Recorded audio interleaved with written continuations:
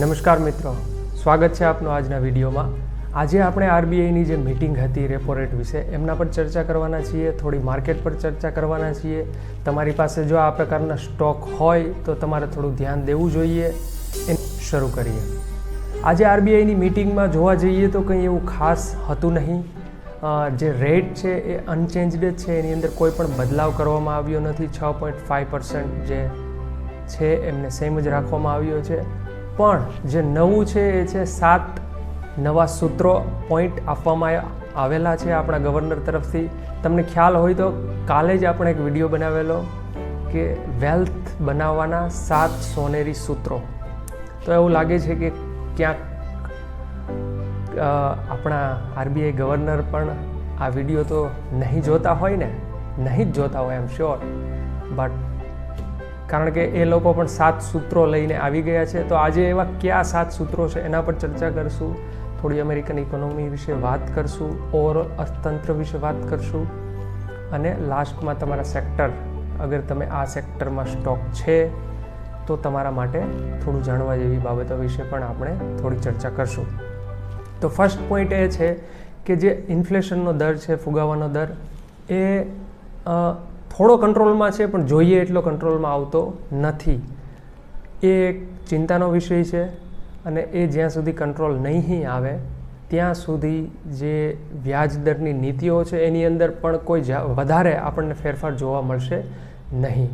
બીજો પોઈન્ટ એ છે કે ઇન્ડિયન જે ઇકોનોમી છે રેઝિલિયન્સ છે, કે જે બહારથી જે પણ અત્યાર સુધી આપણને આંચકાઓ લાગતા અને આપણી ઇકોનોમી પર એની અસર થતી બહારના આંચકાઓની, જે હવે આપણી ઇકોનોમી પર ખૂબ જ ઓછી માત્રામાં જોવા મળી રહી છે, જે એક પોઝિટિવ સાઇન છે। મતલબ કે આપણે સેલ્ફ ઇન્ડિપેન્ડન્ટ છીએ, આપણે સેલ્ફ રિલાયન્ટ છીએ, આપણે હવે પોતાની રીતે ચાલતા શીખી ગયા છીએ, જીવન જીવતા શીખી ગયા છીએ, રાઈટ। થર્ડ પોઈન્ટ ઇઝ કે આપણી જે ડોમેસ્ટિક ઇકોનોમી છે એ પણ રેઝિલિયન્ટ છે। મતલબ કે જે ડોમેસ્ટિકલી આપણે સારું કરી રહ્યા છીએ, ઓફકોર્સ એટલા માટે જ આપણે બહારના આંચકાને સહન કરી શકીએ છીએ। જે આપણો ફોરેન રિઝર્વ છે એ એક હિસ્ટોરિક હાઈ પર પહોંચી ગયો છે, $675 બિલિયન। આપણે $675 બિલિયન આપણો જે ફોરેન રિઝર્વ છે US ડોલર ત્યાં પહોંચી ગયો છે। પણ દુઃખની વાત એ છે કે એનો આપણે શું કરશું? રિઝર્વને હિસ્ટોરિક બનાવીને એ હજી સુધી મને ક્લિયર નથી થતું as a student of economy કે how it will help India, how it will help our economy, how it will help our financial system. જે નેક્સ્ટ પોઈન્ટ છે એ જ છે કે આપણી જે ફાઇનાન્શિયલ સિસ્ટમ છે ઇટ ઇઝ લુકિંગ ગુડ, કે જો બેલેન્સ શીટ છે એ સારી છે, કોઈ કોગ નથી, કે મતલબ ઇટ્સ લુકિંગ ગુડ। જેટલી પણ ફાઇનાન્શિયલ ઇન્સ્ટિટ્યુશન છે, આપણી બેંકની અંદર પૈસા છે, બેલેન્સ શીટ સારી છે, કોઈ નેગેટિવ ઇફેક્ટ્સ નથી, કોઈ નેગેટિવ પોઈન્ટ્સ નથી બેંકની અંદર, કે હવે આગળ જતાં જ્યારે પણ આપણે ગ્રોથ કરવાનું શરૂ કરશું, આપણે જે પણ ગ્રોથનો આપણો ટાર્ગેટ છે 7 GDP ગ્રોથ, તો અગર ફાઇનાન્શિયલ સિસ્ટમ સારી નહીં હોય તો આપણે ગ્રોથ નહીં કરી શકીએ। પણ એ સિસ્ટમ સારી છે મતલબ કે એ ગ્રોથમાં આપણને ફાયદો થવાનો છે, મતલબ પ્રોસેસ થોડી ઇઝી રહેશે અને જે પણ અનુમાન છે એ રીતે આપણે મેચ કરી શકશું। તો તમારા માટે પણ અહીંયા એ પોઈન્ટ છે કે અગર તમારી પાસે કોઈ ફાઇનાન્શિયલ સેક્ટરના સ્ટોક છે, રાઈટ, અગર એ સારી કંપની છે, તો અગર અત્યાર સુધી નથી ચાલ્યા, એ તમારા ભાવ અત્યાર સુધી નથી આવ્યા, એટલું રિટર્ન તમને નથી મળ્યું, તો હવે તમારા માટે સારી વસ્તુ એ છે કે ધોઝ આર ગુડ કંપનીઝ। અગર તમારો લોંગ ટર્મ વ્યૂ છે તો તમારે એ કંપનીમાં બની રહેવું જોઈએ। બની શકે કે ઇન્સ્ટન્ટલી તમને સારું રિટર્ન ના મળે, પણ એટ ધ લોંગ ટાઈમ કે તમને પૈસા તમારા ડૂબશે નહીં, મતલબ સેફ છે। અગર તમારે સેફ કોઈ કંપની હોય, સેફ સેક્ટર હોય, તો આજે આપણા જે મીટિંગની અંદરથી એક પોઈન્ટ આપણે જે કાઢી શકીએ એ છે કે financial sector looks good, right, in coming years. તો એ એક આપણા માટે સારો પોઈન્ટ છે। પછીનો એક પોઈન્ટ છે કે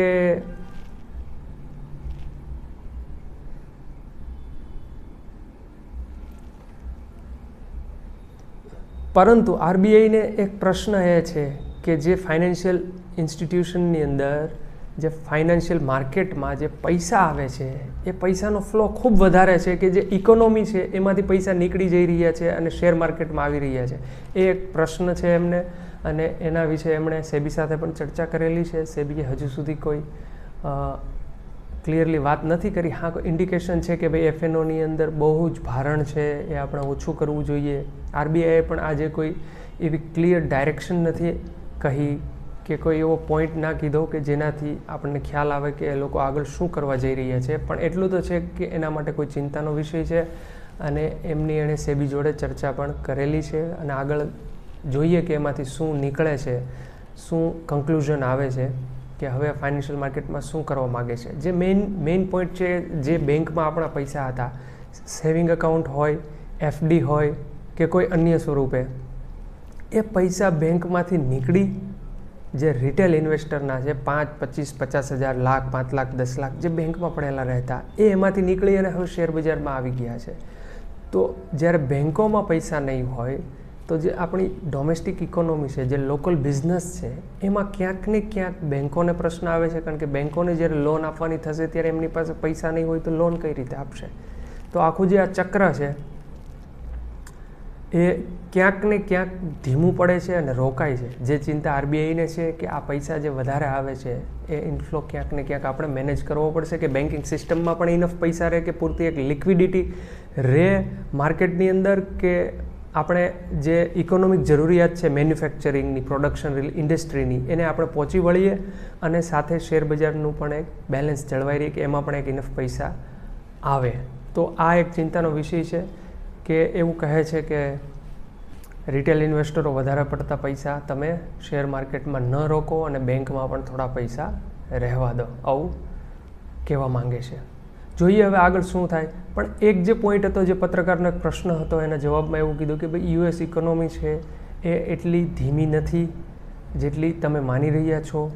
કારણ કે જે લાસ્ટ યરનો ડેટા છે એ એક ડેટા છે ખરાબ, ચાહે આમ અનએમ્પ્લોયમેન્ટની વાત કરીએ આપણે, કે નોન ફાર્મ પેરોલની વાત કરીએ, અથવા તો જે ઇન્ફ્લેશન છે એમની વાત કરીએ, તો એ ડેટા લાસ્ટ યરના હોવા જોઈએ એટલા સારા નથી રહ્યા.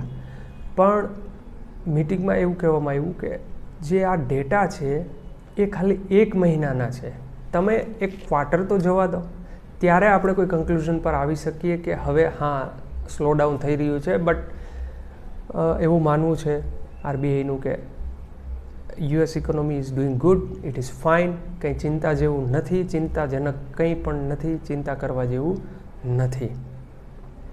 તો જ્યાં સુધી યુએસ ઇકોનોમી સારી હશે તો એની અસર ઓબ્વિયસલી વર્લ્ડ પર થવાની છે.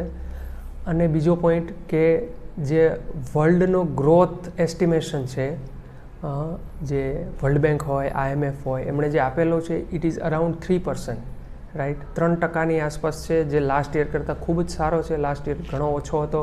તો એના પરથી પણ કહી શકાય કે જે વર્લ્ડની સારી મોટી ઇકોનોમી છે એ સારું કરશે, ત્યારે જ વર્લ્ડનો ગ્રોથ અરાઉન્ડ 3% જળવાઈ શકે. તો આ પણ એક સારી સાઇન છે કે યુએસનું એટલું બધું નબળું નથી. આ બધી વાત જે હું તમને કહી રહ્યો છું એ મીટિંગની કહી રહ્યો છું, મારા કોઈ પોઈન્ટ નથી કહી રહ્યો. એના પર આપણે ચર્ચા આગળના વિડીયોમાં કરશું કે હું શું વિચારું છું અને આગળનો શું વ્યૂ હોઈ શકે આપણો, રાઈટ.